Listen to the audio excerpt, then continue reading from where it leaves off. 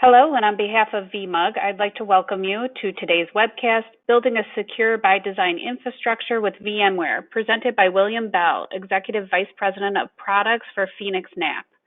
Thank you for participating in today's webcast and for your continued support in the Global VMUG program. Before we begin, I have 3 quick housekeeping items to go over. First, today's webcast will be recorded and available for you on demand. You will receive a follow-up email with that on-demand link, so keep an eye out for that. Second, a Q&A session will follow today's presentation. All questions will need to be entered in the question window near the bottom of your GoToWebinar screen. Third, there will be a short online evaluation that pops up as you exit the webcast. Please take a minute and let us know what you thought of today's session and what you might like to see going forward. All attendees from today's webcast who opted in at registration will be entered into a raffle to receive a $200 Amazon gift card. The winner will be contacted by phoenixNAP, so good luck. All right, let's get started. William, I'll turn it over to you. Thank you very much. And I want to thank everybody for joining us today to talk a little bit about what security looks like in a cloud infrastructure delivery methodology. I am proud to be here. I hope everyone is staying safe. And I hope that I can give you guys a little bit of education mixed with a little bit of experience and how we've done things at phoenixNAP and talk about the challenges that people are dealing with infrastructure security. So with that, I'm going to get started. I think it's important just to take a look at, who we are as an infrastructure provider, talk about our experience with VMware, and really kind of provide context to today's conversation around the expertise that we employ in building secure cloud infrastructure. We are delivering services across 15 data centers on 5 continents today. We have a long-standing history with VMware. We were one of the first 6 cloud providers in the VMware Cloud Provider Program back in 2010. And we continue to deliver excellence in VMware and hosted VMware services. I think that one of the challenges that we have seen over time is that as customers look to move more and more applications to the cloud, how to do that securely is a little bit of a mystery. And we see time in and time out people lifting and shifting applications to one of the public cloud infrastructure providers. The way that they think about security and deliver it is so vastly different than you've been doing it on-prem. It makes for a very difficult transition and the possibility for significant gaps in your security posture to arise. So I'm going to talk a little bit about that today. But before we get started, I am going to throw a couple poll questions out there just so that I can get the temperature of the audience, try to understand who's on the call today, and that will help me talk a little bit more detailed around the different design choices that you can make. Or what you should look like if you're deciding to move to a cloud provider versus do it yourself. So I'm going to share a little bit of both of those. So I'm going to throw the first poll question up there. And what we're looking for is everybody just to kind of indicate what's your industry vertical, right? This will give me an idea of, are we dealing mostly with high-tech firms or traditional businesses? I think the poll is launching right now, but should be there soon. Sometimes it lags just a minute getting it launched. Dun, dun, dun, dun. Well, maybe it will launch, maybe it won't. But either way, there it goes. If you could indicate that for me, that would be great. Just toss that in there. Looks like a pretty even spread. Man, everybody's on the ball. Huge voting percentage straight off the bat. So we'll give that just another second or two here. All right, we're over 50%. I'll share a little bit about that, the poll with everybody. Very evenly distributed, about a third across business, finance, and education, with some stragglers around SaaS and gaming and entertainment. It is a little bit to be expected. VMware's customer base traditionally is just so vast. So what we see a lot of is mid-sized firms, small enterprises, and just industry vertical, non-specific for the most part. But I'll use that information to try to give everybody a little bit more context around what infrastructure security can mean for you. Okay, next one real quick. Throwing up company size, right? And I'm just trying to understand the challenges that you're dealing with, right? I want to try to see, is most people on the call small businesses dealing with kind of the basics of infrastructure and network security, or are most folks, there it goes, or are most folks, kind of in that mid-market space and really have maybe some large-scale hybrid cloud challenges, multi-cloud challenges. All right, that's good. A lot of large enterprise on the call. Okay, so that's good. I'll try to talk a lot about some of maybe the cloud provider scale decisions that we make internally. Hopefully that will help everybody, kind of frame their thoughts about the recommendations and the things that I'm talking through today, and we'll go ahead and close up shop. I would really appreciate everybody for taking the time to do these polls for me, because it's kind of important as we frame the conversation. And then last, do you think you're doing an ample job? I mean, I find that security folks, infrastructure folks, there tends to be a high level of confidence on the infrastructure teams around information security, and then as you go talk to their information security counterparts, maybe things tend to degrade a little bit more. But I expect most people to feel like they're trying to stay educated, but know that they have gaps. Cool. Okay. I'll give this just one more second to get over 50%, and we'll go ahead and close down that as well. And that's going to wrap up the polls. I got one more at the end just about contacting, but I will save that till then. So let's really run in to the content. So everybody knows that securing the infrastructure, corporate infrastructure at all is extremely difficult. And I think a lot of people feel like their crown jewels are safe, but as things start to get a little bit closer to the edge, to the endpoint, or you start asking questions of CISOs and CSOs about the posture of their human threat, i.e. subject to phishing and things like that, people start to feel a lot less confident. We see an explosion in endpoints in environments, and that's everything from IoT.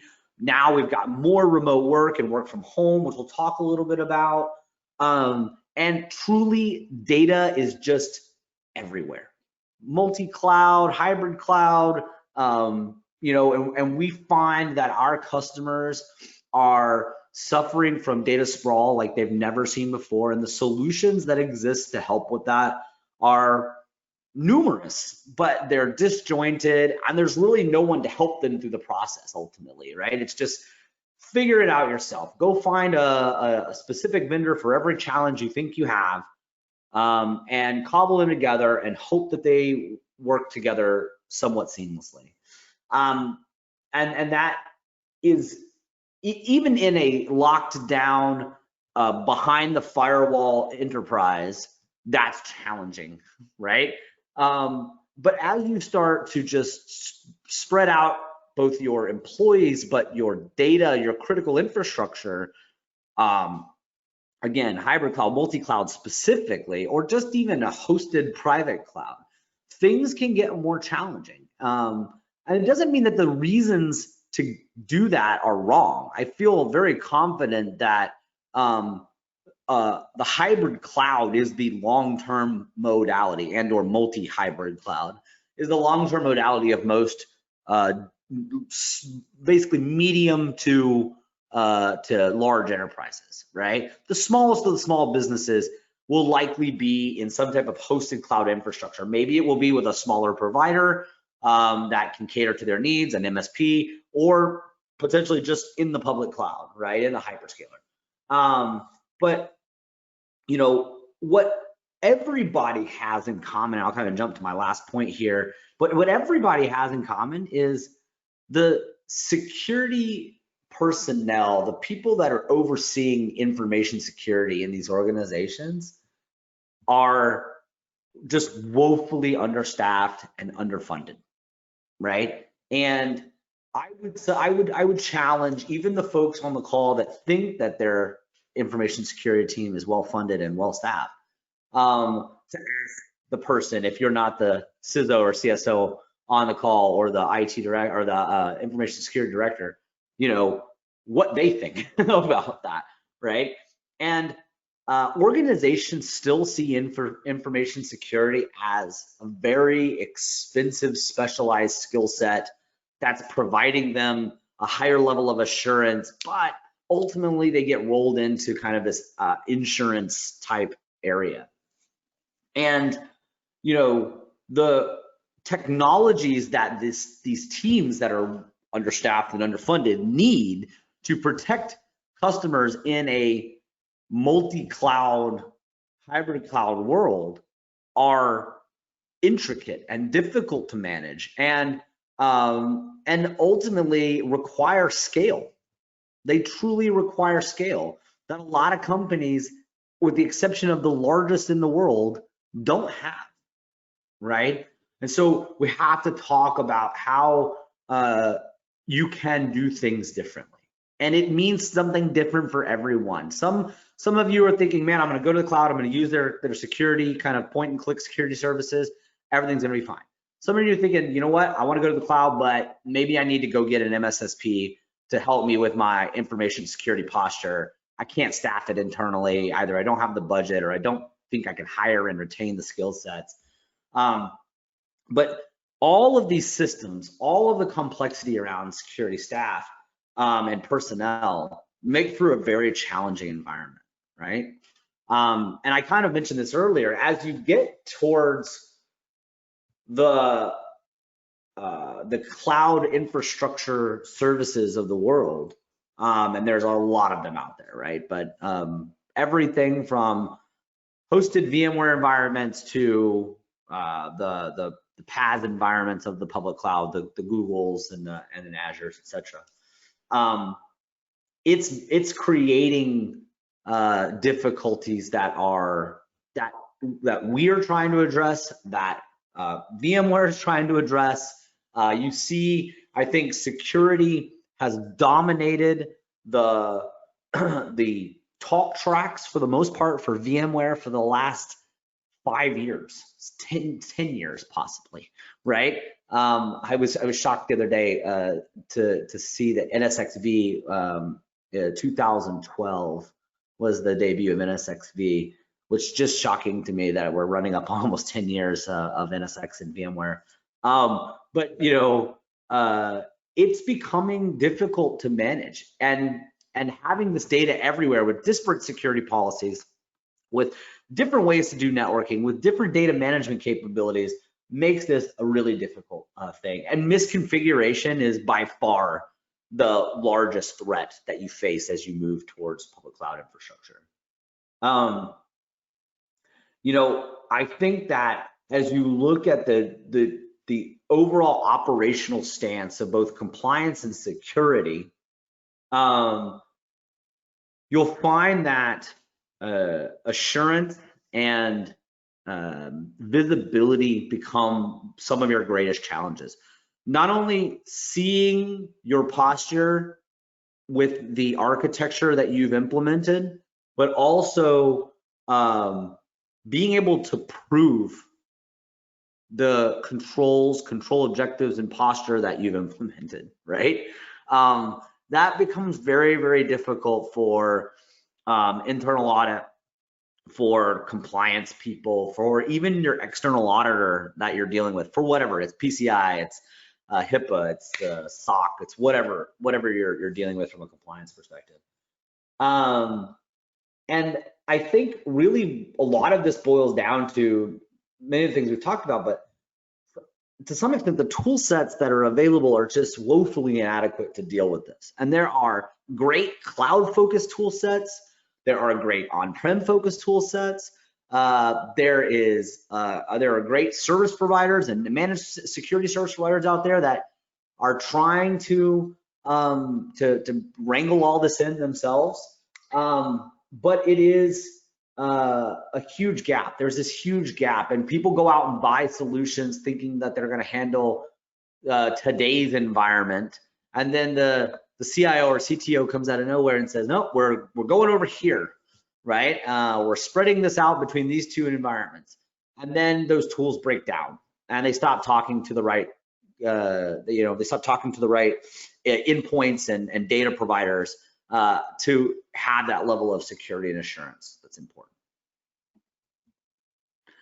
And as we see what you guys, and this is kind of talking about what customers think about a vendor's role in ensuring their security, they're asking the cloud infrastructure providers and or service providers as a group, MSP, MSSP, and or cloud service provider, to support them, to help them, to be their experts, to be their tool providers, to be their response teams and their their SOC or MDR and IR teams, right? It's extremely difficult, and I think that as you look at this, what I find interesting in this data is that once again security has found itself to the top. 15 years ago, well, maybe 10 plus years ago, call it 10 to 15 years ago, security around the time of Sarbanes-Oxley dominated the CIO trends. Every single year, it was security, security, security, security, security. And then as you moved towards the dawn of the public cloud and really tried to, 2015, 2016, on the CIO side of things, your crazy security officer has been screaming for years. He still screams every day saying, you have to fix this, you have to fix this, you have to fix this. But the CIO started to become less and less concerned about security, mostly through I believe through just being worn down, right? Just being worn down, the cost, the complexity of InfoSec and compliance. And ultimately, they felt like things were under control. They spent for years to make it better. And then when they moved to a different infrastructure delivery posture, the move to the public cloud, the move to hybrid cloud, what we find as we talk to people is that maintaining the data security in that environment in tandem with their on-prem, possibly environment, providing the visibility necessary for compliance, those are starting to dominate conversations again. And it's less about, will my app work in the public cloud, which used to be the concern at the very beginning of public cloud adoption. So what can you do about this, right? I think that VMware, its partners, and partners of those partners are trying to solve these problems. We're trying to find better ways to help in a hosted cloud and or multi-cloud delivery of infrastructure, and making sure that the on-prem, the hybrid connection point, and or the public paths is secure and protected and configured appropriately. And it does take a little bit of everything, right, to get that done still. There's nothing out there that's just, oh, well, I just click the button and I've got this team of people over here that are looking for results from the software that I click the button, and it protects me everywhere. It's just not possible. So you have to start looking at the layers again of security. One of the things that I think is right and amazing, and something that VMware just got right so early with NSX. Well, let me take a step back. I think Nicira got right originally, and NSX and VMware by buying Nicira, made an amazing choice. Is this idea of east to west network security? I don't think anyone knew how diabolical some payloads would get over time once they breached your external perimeter. And we saw worms and things like that, but they just, they seem to be very few and far between. And you'd go years and years and years without the next SQL slammer or something like that. And then, ransomware started to take hold, and everybody got a new education on what protecting east to west data flows could look like. The consumer, the user, the end user inside your environment has access to so much more data and so many more different cloud services and ways to basically get things into your environment that they didn't have before. And so these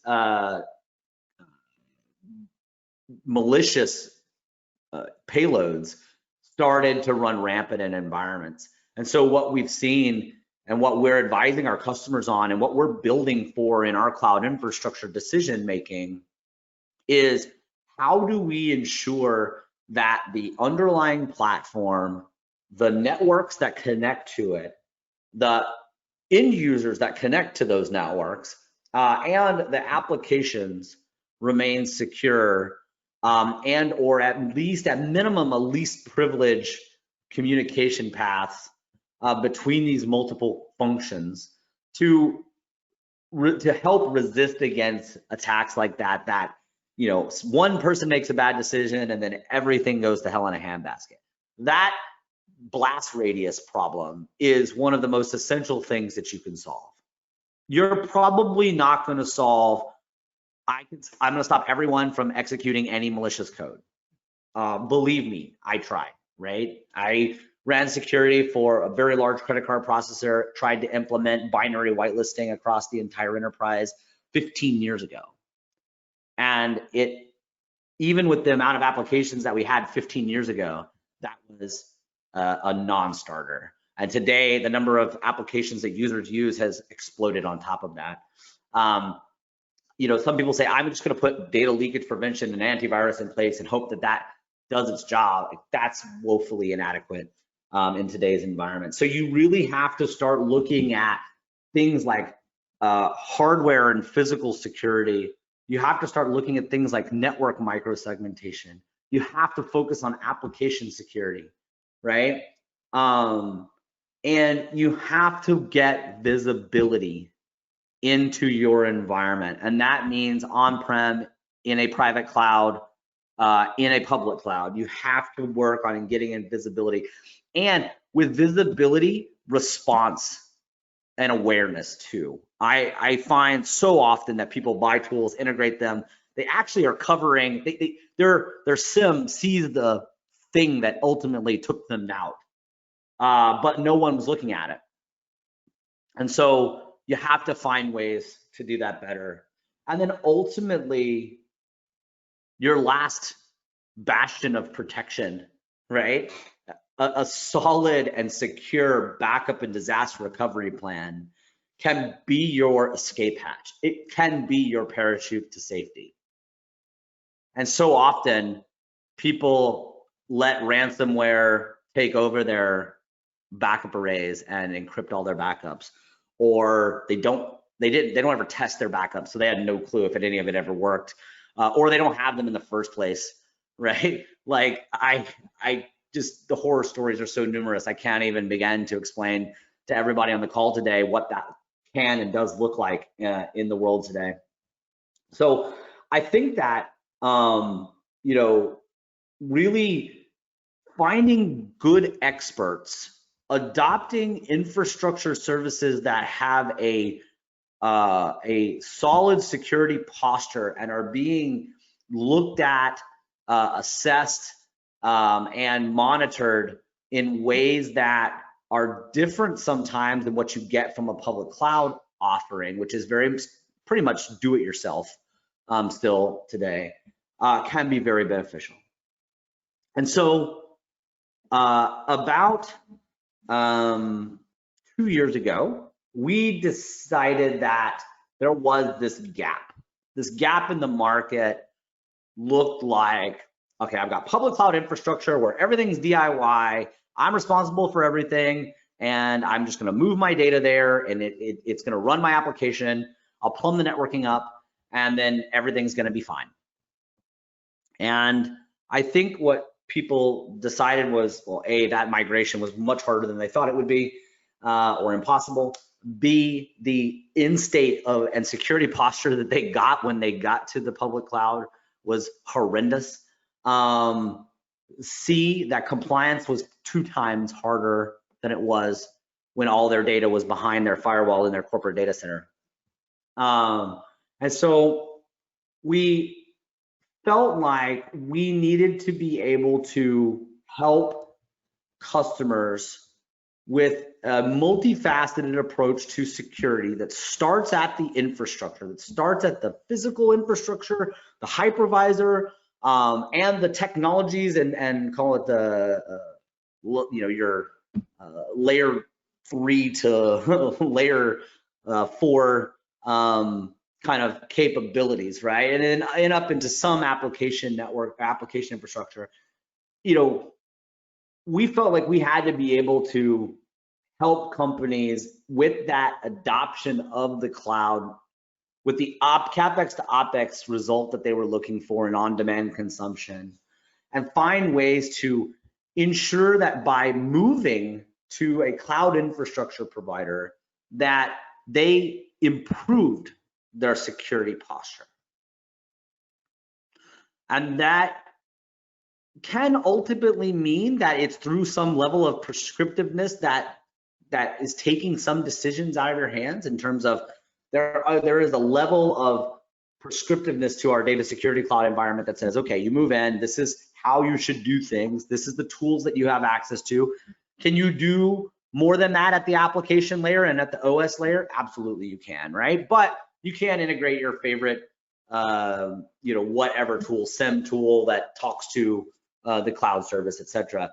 There is a kind of a posture that we've created that's great for a certain segment of applications, workloads, and or holistically companies, right?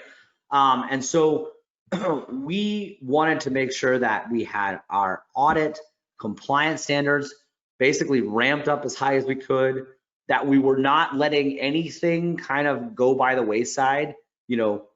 Backup is a perfect example. If you move your application or your company's infrastructure to data security cloud, you can't have it in the environment without a backup. Like, we back up everything, and we do it in a way that's secure against ransomware. We ensure that your data is protected.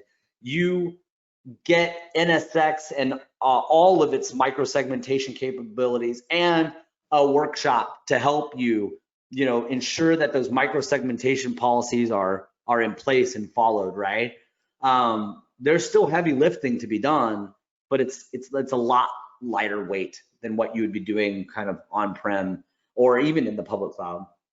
And also very compliant with the stuff you've been doing on-prem, right? One of the best parts about moving to any, I prefer our cloud infrastructure, but to any VMware cloud infrastructure provider, is that you can pick it up and move it, and without re-architecting applications, and still recognize a security posture change. There will be things that you have to do by moving to a service like ours, but most of it is through adoption of new tool sets, through kind of our best of breed security providers in Sophos and Alert Logic and Veeam, but it's through guidance and help and support that you can't otherwise get when you're adopting other cloud infrastructure options that are out there on the market today. So here are some of the things that we think about. You know, when we look at our architecture, we look at our segmentation. So it's just kind of giving you the high level, you know, very high level view of kind of what things look like. A lot of the technologies are supplied by VMware. Many of the things that we're doing today and or investigating are at least enabled by VMware. And we're looking at ways to do more and more, right? I mentioned backup, disaster recovery. I mentioned, you know, managed detection and response, and that means a lot. There's a lot of stuff that goes into that, and you know, we can have that conversation there. I mentioned antivirus. I mentioned external scanning, and then there's just a ton of things that we're looking to bring into the platform over time, right? In terms of encryption management, in terms of more physical security integration to ensure that data stays resident on the host that you expect them to, right? So that the VMs are basically set onto a certified number of hosts, and those certified hosts in that geographic location are where they can be and never be moved. There are a lot of different things that we're looking at, and we're talking to our customers about what we can do to make this better. And there are a lot of things that we still have to work with our customers to do, right? There's a lot of tool sets that they need and use and that we work with on a daily basis in tandem with our customer. But ultimately, between ourselves, our partners at AlertLogic, the technology providers that we're integrating, we've taken care of an absolute ton of the heavy lifting that goes into information security, network security, and at the same time providing that kind of, you know, cloud consumption modality that most people desire.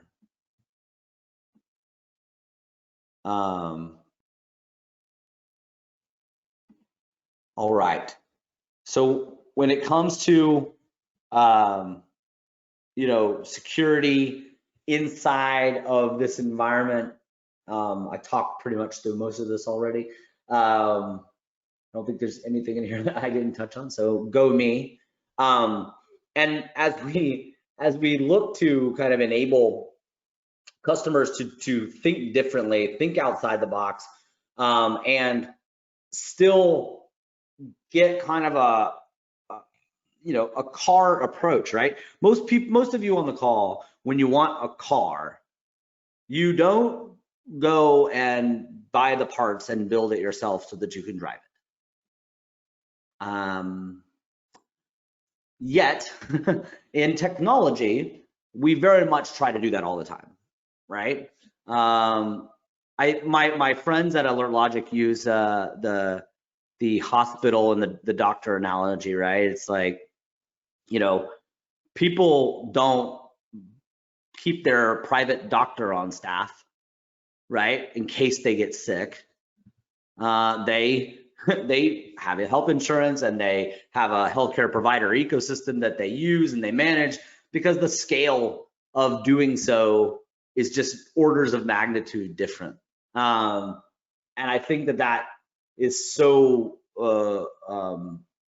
well constructed thought process that you should think through. And I'm not just talking about information security or whether you should run stuff on-prem, right? You buy your own physical infrastructure, buy your own networking gear, maintain everything yourself, right? I am talking about the general idea that focusing on what you're good at and looking for help and partners to service different areas that you have gaps will ultimately result in more protection, better security posture, higher uptimes, and almost certainly better performance. As you look at, again, not just us, but anybody that's in this ecosystem. So we give you an infrastructure that is pre-designed, well thought out and planned. We take a lot of the complexity off the table. We bring the enterprise grade infrastructure that you expect through the partners that you know and trust today, delivered as a hosted infrastructure model. We have a ton of different options. Data security cloud is what we've talked about today, but we've got all kinds of different infrastructure delivery models that center around VMware, some of them private in nature, some of them multi-tenant in nature. We have a specific focus. We take that secure infrastructure mantra and we apply it to the way that we deliver our service portfolio as an entirety. And VMware services are only a part of the things that we do as an organization. We have specializations in backup and disaster recovery, or offsite backup and disaster recovery, specializations in physical infrastructure and automation of physical infrastructure. There's a lot of different, space and power even, right? Colo, straight up colo. There's a lot of different ways that we can help and advise. Ultimately, it's still a service provider, right? If you're going to do it yourself, and you're certain that that's still the way you want to go, there are still great, MSSPs that specialize in just the security component. There's still great value-added resellers that could help do technology advisement. We partner with a lot of them, right?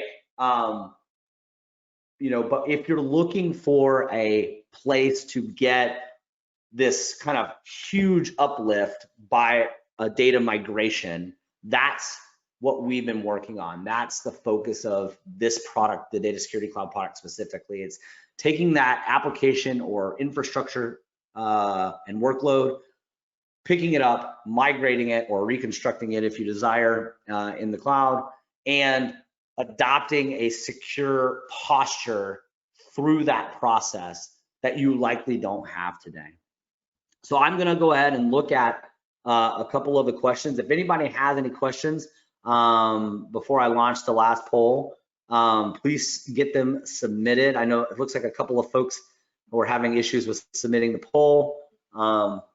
We had quite a few submissions, so hopefully we can get out. Somebody asked if we have data centers in Canada. Unfortunately, we do not. We have them all over the globe. Canada is a place that we have not breached yet. Many in mainland Europe and Asia Pacific as well. So apologize on that, Chris. And if anybody has any more questions, throw them in there. I'm going to launch the last poll. And let everybody take a look at that. If you want to learn more about Data Security Cloud or the myriad of options that we have around hosted VMware cloud infrastructure, backup, disaster recovery, or even physical space and co-location, we're happy to have those conversations privately in one-on-one. Hopefully I'll launch this last poll here. The GoToWebinar never fails me on the speed of their poll launches. And we will have someone reach out to you. So I'll give a few more seconds. Let's see here. Okay, John asked, do we own and manage all the data centers that we sell, or is it through partners? The answer to that, John, is both. We own and operate some of the data centers that we sell. We partner with a lot. We have a great partnership with the guys at Iron Mountain. We have a great partnership with the guys at Equinix. We're always looking at selecting facilities that are equal to ours in Phoenix. So that's kind of our posture. We do look at space and power as being very important cogs in the infrastructure platform wheel, but it isn't always the case where we feel that we have to be providing it. We choose to in areas where we have a lot of density. So if you look at this, a likelihood of phoenixNAP owned facility, we have our 200,000 square foot facility in Phoenix today. Our deployment in Virginia is becoming so large that I suspect we'll have to do something there as well. Amsterdam is kind of trending that way. Asia Pacific's ridiculously expensive, and for our size, even though it's substantial, it's probably not worth it. So that's kind of the approach that we take. And like I said, we sell co-location in all of these locations, right? It's important cog to our infrastructure platform, but it is usually because you're looking to do something else and you need to have your equipment that you bought last year closely located to some infrastructure service. So if you go to phoenixNAP.com and you see the just giant infrastructure platform we have and all the things that you can consume as standalone services, a lot of the times customers will still need to bring that, Meraki WAN security appliance and VPN, or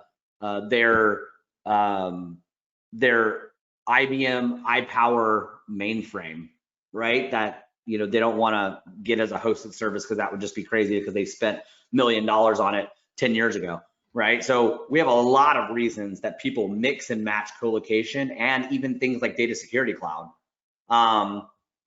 And even on the direct disaster recovery side, right? A lot of folks need things lit up, WAN acceleration devices, things like that. They need things lit up in the target to enable their DR kind of posture.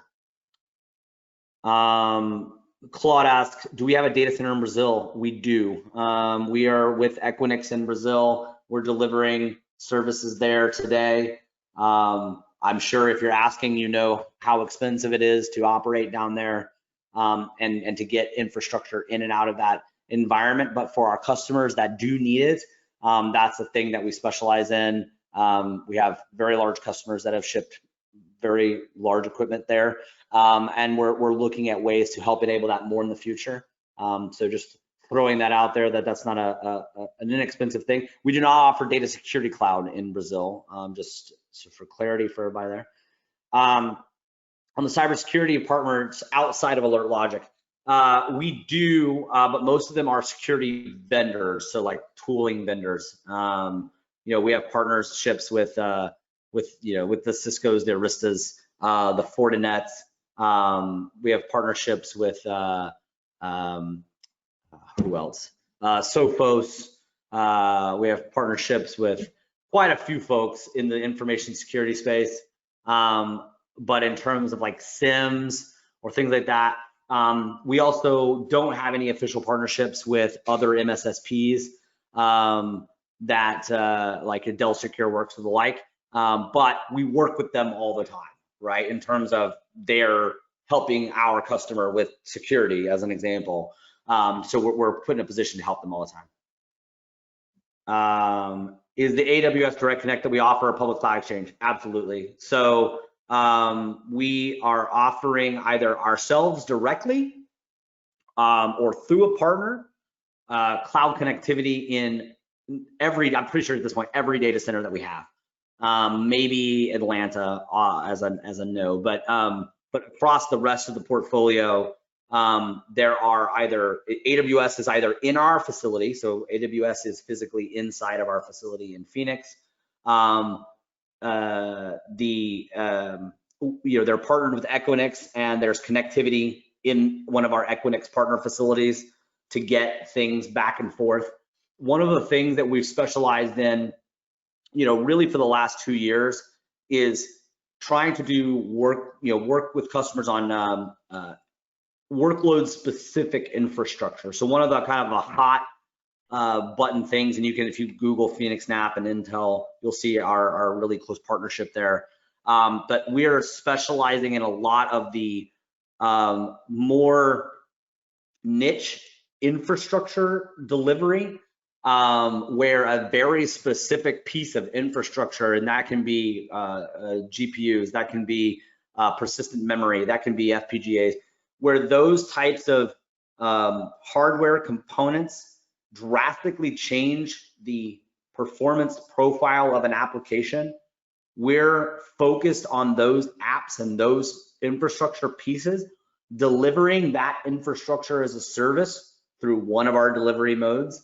It isn't always the same, but we have a bunch of different consumption models. But delivering that infrastructure as a service, right? So contracted or month-to-month pay, infrastructure consumption on demand, and delivering that in tandem with some public cloud workload that doesn't run well in the public cloud, or we're seeing a huge shift of like bandwidth offloading. People that use a lot of outbound bandwidth in the public cloud just get penalized and taxed like crazy. So we see a lot of folks moving their kind of over-the-top delivery of video and things like that out of the public cloud and into a provider like us, just for that app, just to service those customers in some of those areas. David asked if we offer a service to migrate per VM basis. We absolutely do. We offer services. We have a bunch of different tools to assist in VM migration, whether temporarily or permanently. The one thing I would say, Dave, is that it's always with us as a target, and then either another provider is failover or on-prem, etc. So we don't do MSP-like delivery of migration from one data center to another data center that's operated by you. So that's kind of the important distinction, but most people aren't doing that today, or if they are, they have a partner that they've worked with for years. Your standard value-added reseller, IT systems provider that you've been buying stuff for years has services around, data center migration. For customers that are looking to do large-scale migration to co-location in one of our facilities, we have a ton of partners, same guys I just mentioned, that do that project management for our customers. And that's everyone from like, CDW, SHI, smaller partners, in each region, and the big guys like your Accentures and the like, Capgemini's, that help customers with large scale migrations of data into infrastructure that's not owned by us. So when it's infrastructure that's owned by us, whether it's data security cloud, virtual private data center, a large private cloud that we've built, we will assist in that migration. We have a ton of different tool sets, anything from Zerto, Veeam, VMware, vCloud availability, and DoubleTake. So we have just kind of a ton of different ways to get data in and out of environments. So Matt asked if we offer VPC connectivity to Amazon service. Yes. So customers all the time that are interconnecting VPCs and our environments across all of our services, right? We've got colo customers that have stuff in AWS or Azure or Google. We've got data security cloud customers that have stuff in a side of VPC. We obviously, through the Amazon Direct Connect and our partnership there, we have a lot of very cost-effective ways to do that. It's not easy, right? I mean, I hesitate to say that it's just an easy button. You gotta have to have some networking chops. You have to have something that can speak BGP. We have some guidance on how to do that. We assist with that process all the time just to make it clean and easy for our customers. But yes, if you needed like a large scale GPU cluster, and the GPU instances in Amazon are super expensive, right? As everybody knows, we do that kind of thing all the time. We'll set up a giant GPU cluster for a customer. It doesn't do anything but basically act as a satellite to some data set that's sitting in AWS. It's a pretty common, we're finding that type of multi-cloud consumption to be very common mode. And I think I answered Joseph's question with the same thing. Yep, lots of abilities to interconnect, honestly, with pretty much anything, right? Through our partners, on-prem, so every carrier that you have worked with, I'm certain we probably work with in some capacity, whether they're in our data center or we use them ourselves as a service provider, and all of the interconnectivity providers is what I would call them, your packet fabrics, megaports, console IX, Equinix ECX, all of these capabilities are at our disposal. We use different ones in different regions depending on what's available. And like I said, a lot of times, if you're in Virginia, as an example, if you're in Virginia and you're in US East AWS, we're a cross connect away. If you're in GCP, it's a little bit more difficult because GCP's data centers are all over the place. But actually, one of our marquee kind of case study customers, Authenticate, which you can see their case study on our website, they have a ton of interconnectivity to GCP. That's kind of their gateway in. So back to what I was talking about, they leverage a very specific GPU that we offer to do a very specific thing at scale that would cost 10x in GCP. And it's solely because that specific hardware component, that thing that they need, isn't available in GCP, will not be available in GCP, and just running that same workload on standard x86 compute just it doesn't work, right? So, you know, everything lives in GCP, all the brains, all their stuff, and then they just leverage our technology for literally, you know, their application horsepower.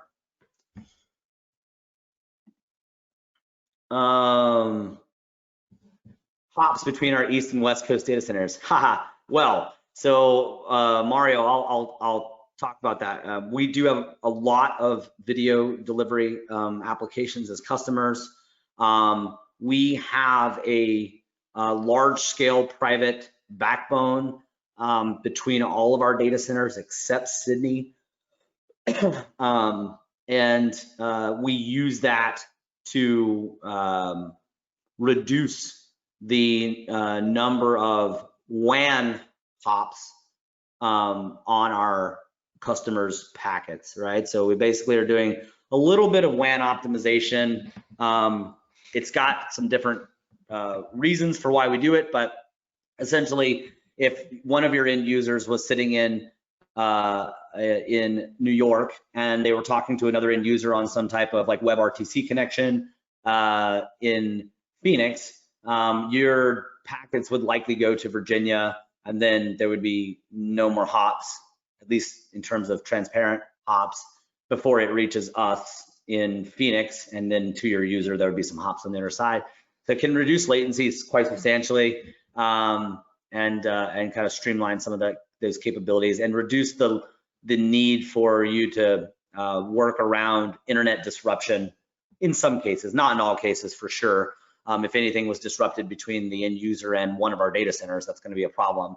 But you know, instead of just backhauling it across the provider's internet that's subject to be, you know, flavor of the month rerouted for some costing reason, we're able to kind of bypass some of that. Yeah, so Jorge asked the difference between data security cloud and VPDC.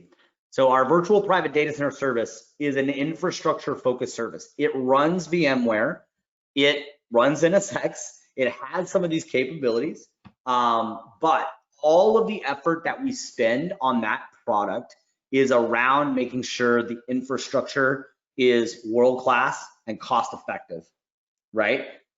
We don't audit it for anything but SOC. We don't do PCI or HIPAA on that environment. Doesn't mean you can't. Doesn't mean that you can't, you know, get the controls in place yourself. But we're not doing assistance on that side. And then what we're doing is we're debuting all of the most, you know, kind of interesting pieces in that environment, right? So if you look at phoenixNAP.com, we've got a very interesting compute technology that we launched about 9 months ago called Flex Server. The Flex Server finally got its debut in a virtualized form in Phoenix and Virginia's virtual private data center service. That Flex Server gives us the ability to shift compute profiles without migrating data. So it allows us to change the cluster from a VMware perspective, allows us to change the cluster characteristics through just maintenance mode and reboot versus actually buying new infrastructure and doing whole scale migrations and things like that. It's a unique technology that was kind of co-developed and built with Intel and phoenixNAP together. So it's things like that. It's really an infrastructure focused product that you can turn into whatever you want to turn it into. Whereas Data Security Cloud has got a ton of things bundled in. You get your Sophos licensing, you get your VM backups, you get your alert logic components, you get all these things that are delivered as a service, as a holistic service in DSC. And the fact that it's VMware is mostly just an assurance thing to know that it's built on high quality and security focused hypervisor. And it is an infrastructure service, but it's really meant to kind of be that 360 protection mechanism for customers' data. And with that, I want to absolutely thank everybody for the questions. I'd be happy to answer anything else that anyone has.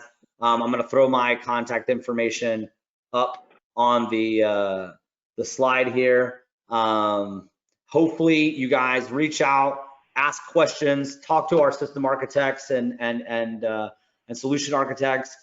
They've got a ton of different experiences they can share with you on how people did certain things. I hope everyone is staying safe. And with that, I'll turn it back to the VMUG team. And thank you very much for listening and joining me today. Well, thank you, William, for taking the time to speak to us today. As a reminder to our audience, you will receive a follow-up email with the on-demand link from today's webcast. To find out more about the VMUG webcast program, visit vmug.com and check out the education page. And please make sure to complete the short online evaluation that will pop up as you exit the webcast and let us know how today's session went. And from all of us here at VMUG, thank you and have a great rest of your day.